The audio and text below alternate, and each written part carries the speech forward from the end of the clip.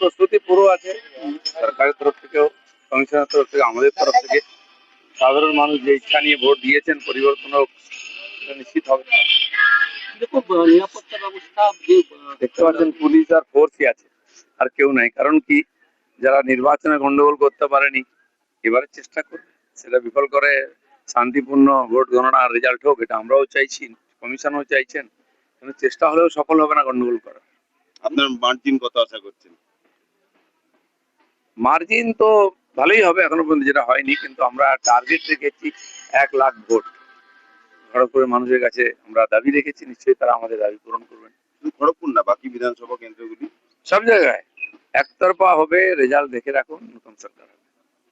তৃণমূল কংগ্রেস যে 200-র বেশি আসনের দাবি করছে, আজকে পর্যন্ত 200 পাচ্ছে, আজ বিকাল থেকে আমরা পাবো না। অভিযোগ করছেন যে বিভিন্ন জায়গায় সিসি ক্যামেরা বন্ধ হয়ে যাচ্ছে, যারা হেরে যায় তারা অভিযোগ করে। অলরেডি রাস্তায় বসে গেছেন, কারা বসে? বিরোধীরা বসে অভ্যাস করছে।